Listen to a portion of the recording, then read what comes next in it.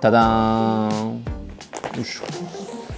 おはようございます。なごみけです。僕らの年に2回のお祭りがまた今年も来ましたね。それがこの無印良品週間です。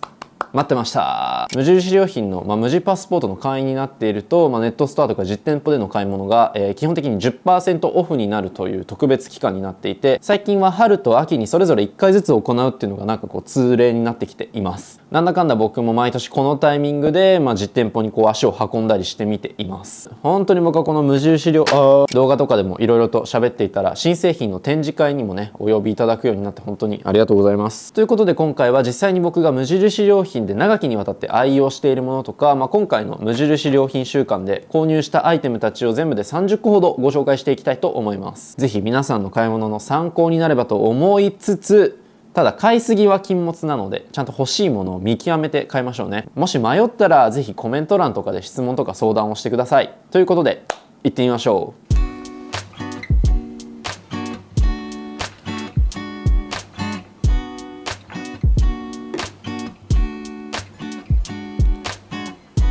はい、ということでまずは文房具生活雑貨編ですね。無印良品の、特に日用品ってやっぱり他のメーカーではなかなか見つからないようなシンプルなデザイン造形のものが多いんですよね。そんなわけで僕が気に入って使っているのはここら辺のアイテムです。まず1つ目、こちら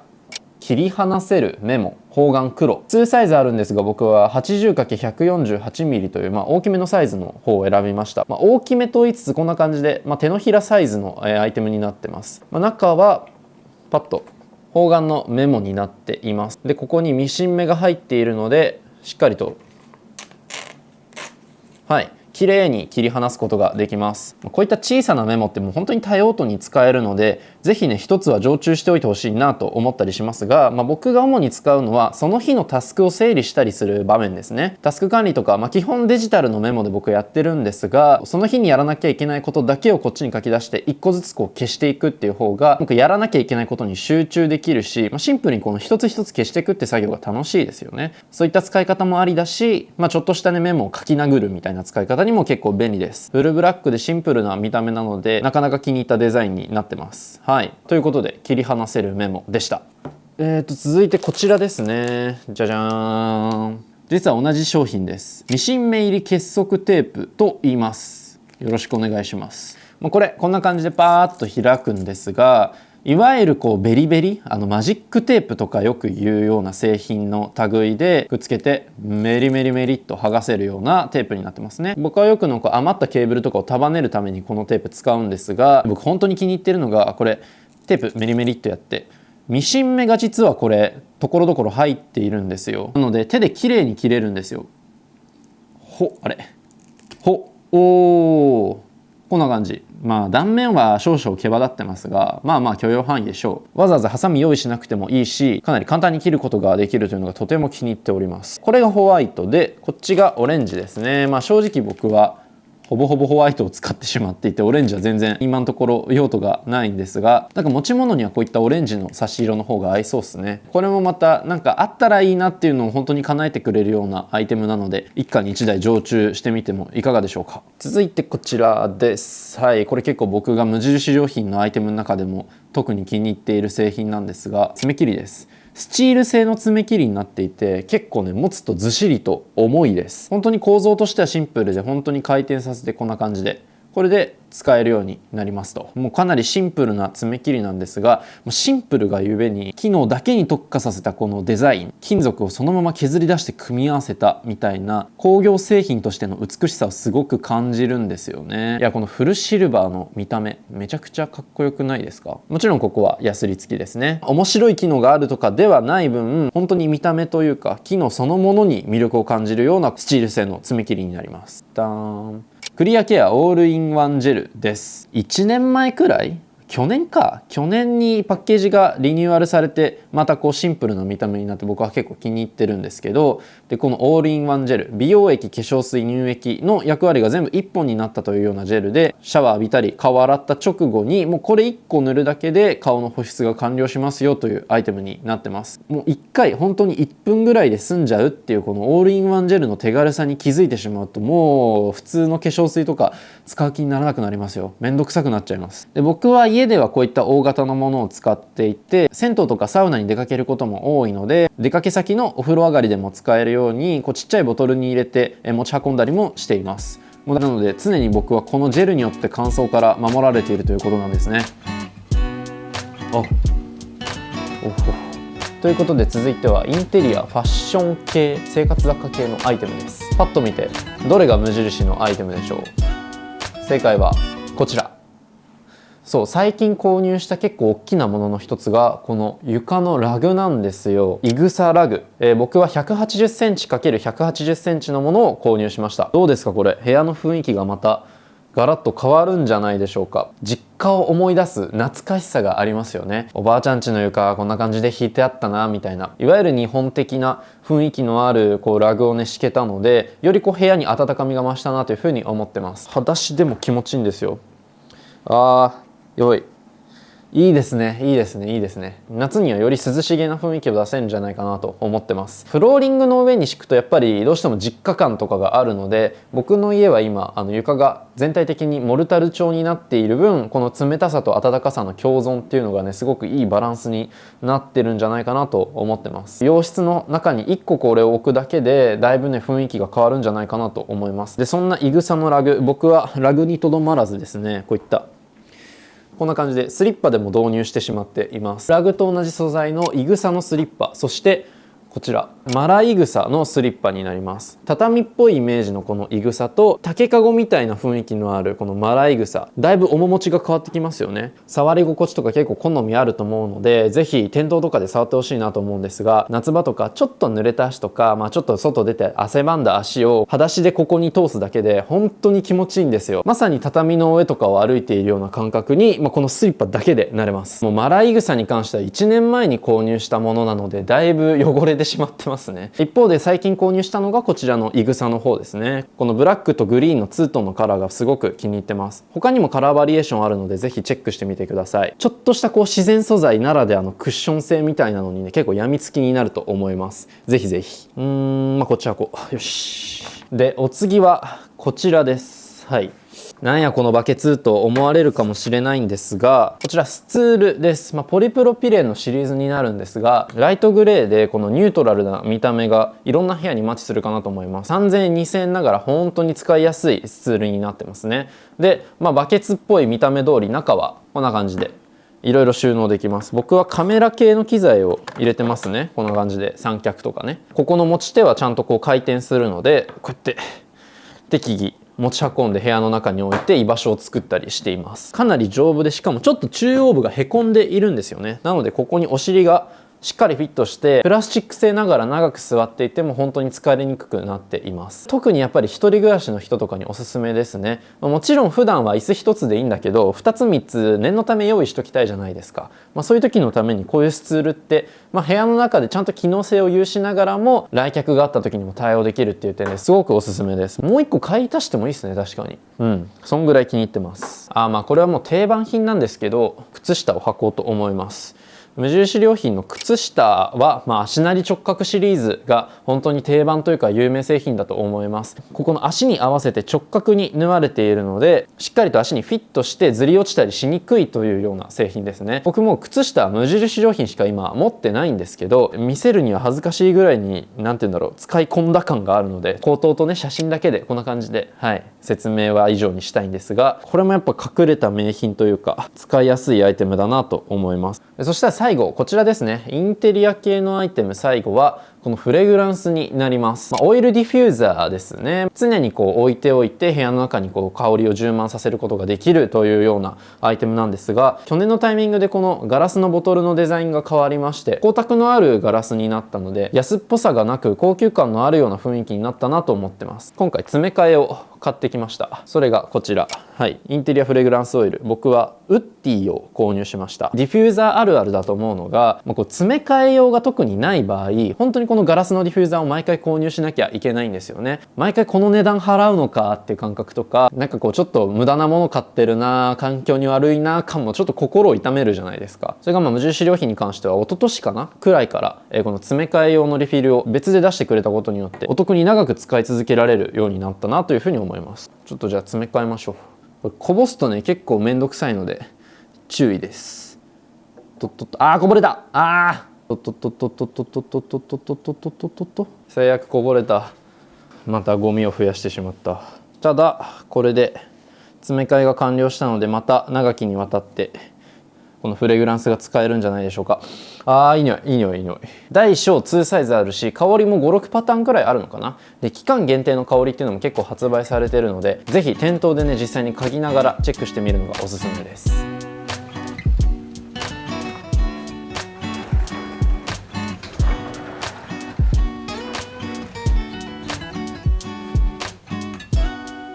続いてはこんな感じで収納アイテム編です。この収納系のアイテムに関してはもう無印良品が1個頭抜けてるなというふうに思います。というのも全てがこのエコシステムの中なんですよ。シェルフ、中の引き出し、バスケットとか全て含めて一つの規格で統一されているので、その中でアイテムをいろいろと揃えた方が圧倒的に便利なんですよね。で僕もですね去年の冬ぐらいからこの無印良品のシェルフシステムを導入しました。外枠の部分が、スチールユニットシェルフです。ユニットシェルフに関してはスチールとステンレス2種類あるんですが、外に出しておくものではなかったので僕の場合はスチールの方を購入しました。安かったのでね。ユニットシェルフということでサイズ感とかを全てカスタマイズすることができるんです。逆に言うとそれだけ正確な計測が求められます。僕もこれ組み入れる時には実際にこの収納スペースのサイズを測って、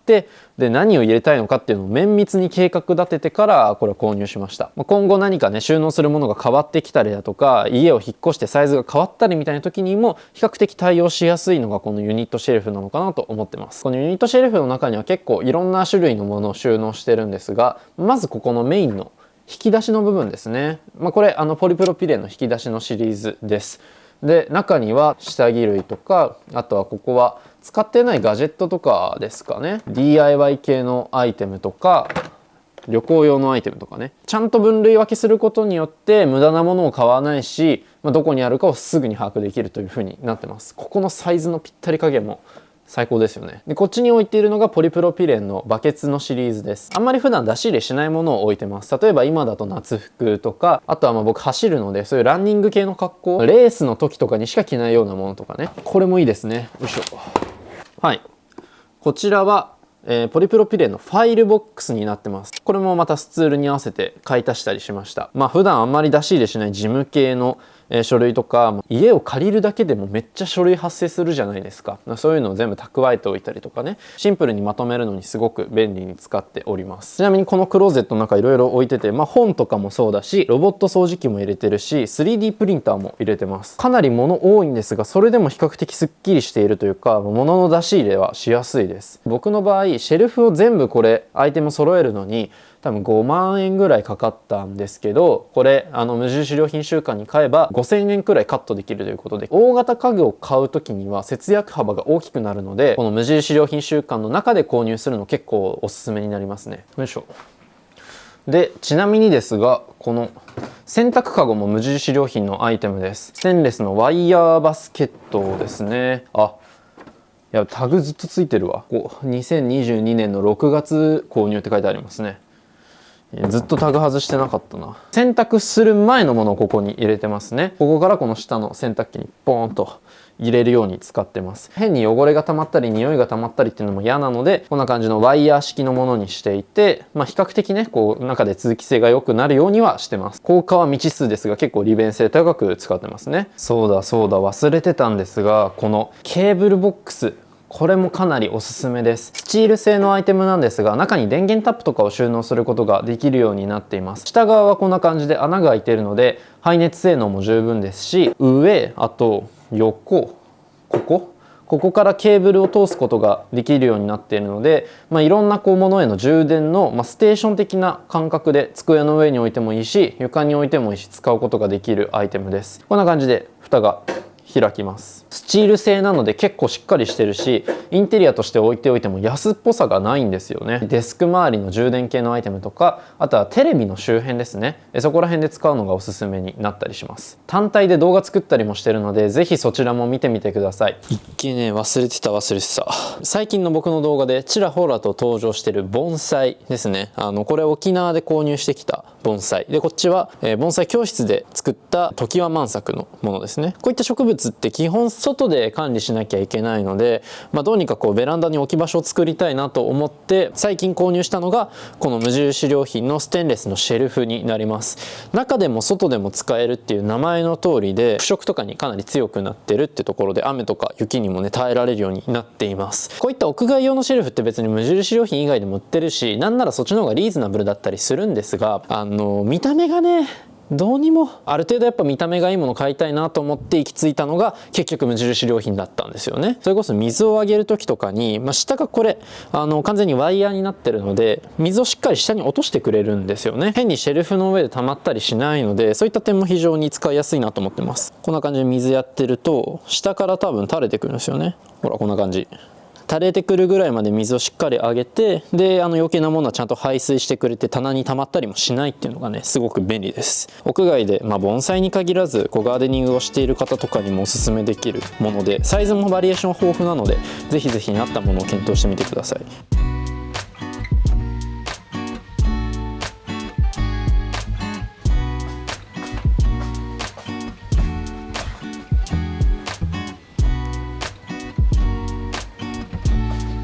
はい、ということでキッチンです。あんまり普段お見せすることないですね。最近割と自炊の頻度を増やすようにしていたりして、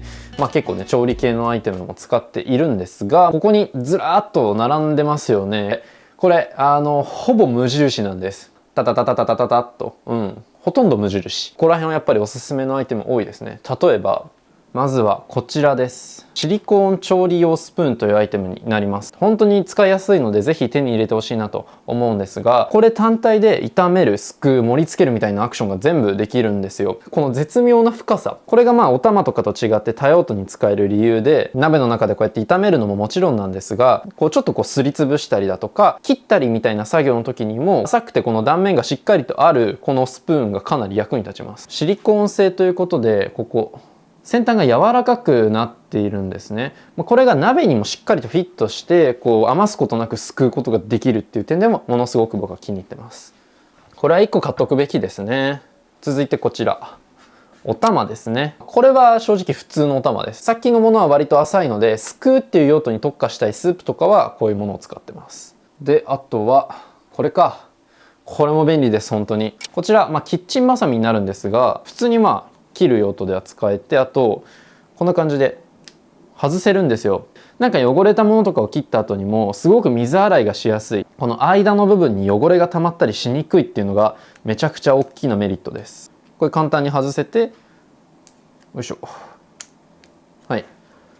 簡単に切れると。よいしょ。ここら辺も便利、めっちゃ便利。はい、計量スプーンになります。一見普通に見えて結構柄が長いんですよね。こういうちょっと深さのある袋でも先端だけ持って手を汚さずに中をねすくうことができますし、あとこちらステンレス製なので全くしならないんですよ。硬いんです本当に。柄が長いけどしならない分、こういった深さのあるものでもしっかりと対応できるというのがこの計量スプーンの強みですね。以前なんか料理系の発信をされている方とちょっとお話をした時に、いろんなアイテムを使われている中で計量スプーンに関してはもうこの無印良品が一番使いやすいとおっしゃってました。いや実際そう。あとこういったピーラーですね。ステンレス製でシンプルな見た目のピーラーになってます。でこの芽を取るこの2つの部分が左右両方についているので、左利き右利き関わらずに使いやすいっていうのがこのピーラーの特徴ではあります。いろんな人に使いやすいっていうのが大きなメリットですかね。あとちょっとここの一覧ではないんですけど、最近購入したのがこちらです。よくあるスポンジっちゃスポンジなんですが、ウレタンフォーム3層スポンジという製品です。見ていただくとこんな感じで3層になっているんですね。一番上のこの不織布の部分が汚れをしっかりと捉えてくれて、下2つが水切れ泡立ちのいいウレタンということで、これが3層にドッキングされてるスポンジですね。で、何よりいいのが僕これグレーの色味だと思うんですよ。当然これって汚れるものなので、なんかこうちょっと汚れて見栄えが悪くなって、これで洗うのみたいな見た目になりがちなんですけど、グレーなので比較的目立ちにくいです。3個セットになっているので、ぜひね、気兼ねなく使っていただければと思います。このグレーが割と、買う決め手になりましたね。おすすめのスポンジです。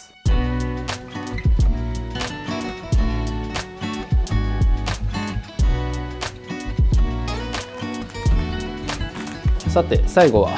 こちらの食品系ですね。無印良品週間、僕はカレーを半年分買い込む習慣だとも思っているので、全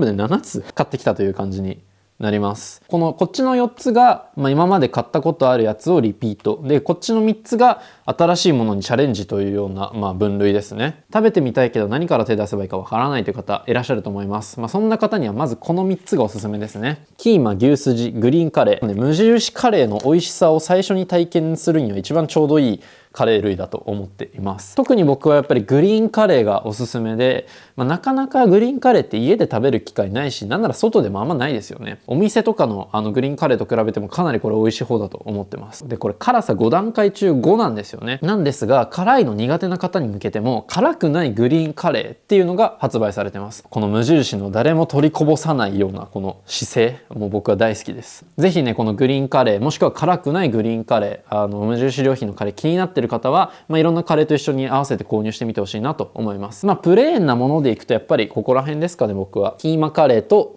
牛すじカレー、もう定番というか、家で自分で作る気ちょっと失せちゃうんですよね。もうこれが十分美味しいんで、これも人気商品らしいんですが、牛バラ肉の大盛りカレーというのもあります。ビーフカレーで結構定番の味というか、人を選ばないような美味しさになってますね。辛さ5段階中4ということで、僕辛いのばっかり買ってるんですけど、意外と無印のカレーってそれこそココイチとかと比べてもはるかにマイルドなので、多少辛さが高い分には全然いけると思いますので、少し安心して買ってほしいなっていうのが正直なところです。ここら辺がもう僕が毎回のようにリピートしているカレーたちですね。で、今回ちょっと挑戦的に買ってみたのがこの3つになります。1つ目がこちら、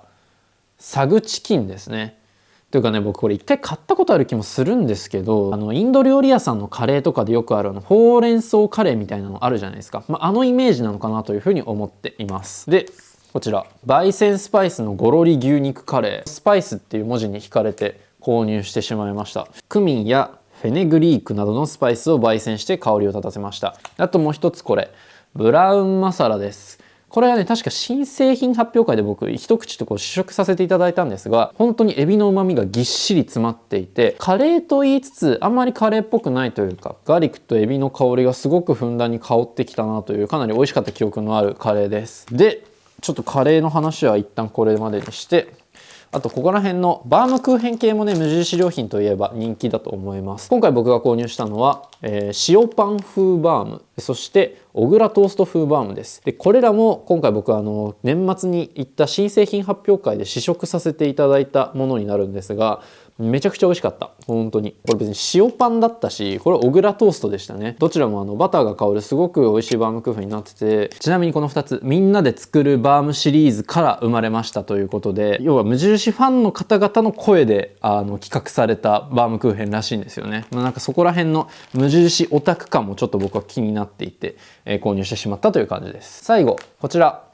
コムタンスープになります。これも僕前回購入してものすごく美味しかったのでリピートしてしまった感じです。ごま油の香りがすごく強いスープになっていて、本当にお湯沸かしてかけるだけでインスタントで飲むことができます。で、中もネギ、牛肉、卵、ごまと4種類くらい具が入っているんですが、ちょっと夜食的にお腹空いたけど今なんか食べるのはちょっと罪悪感すごいなっていう時に、スープの別バリエーションとして僕はコムタンスープおすすめです。これスープと言いながらニンニクとかごま油がしっかり香るので、ちゃんと食欲をかきたてられるし、でスープ飲んでしっかり満足できるっていう、ご飯と一緒に合わせるというよりはもう夜食とかにもうこれ単体で飲むのがおすすめのスープですね。インスタント味噌汁よりインスタントコムタンスープ、ぜひねちょっと一つ選択肢に加えてほしいなと思います。ということで以上が食品類、購入したもののご紹介でした。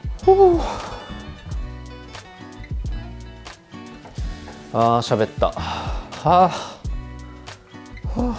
そんなわけでぜひ今回僕が購入したものとか使ってきたものを参考に無印良品での買い物を楽しんでいただければと思います。食品とかはあんまりないですけど、無印良品週間最初の数日で人気商品とかも結構売り切れになっちゃうこと多いので、気になったものあればぜひお早めにチェックしてみてください。何か質問とかね相談があればぜひぜひコメント欄で教えてください。またチャンネル登録や高評価もよろしくお願いします。ということで今日はこの辺で以上、なごみきでした。では。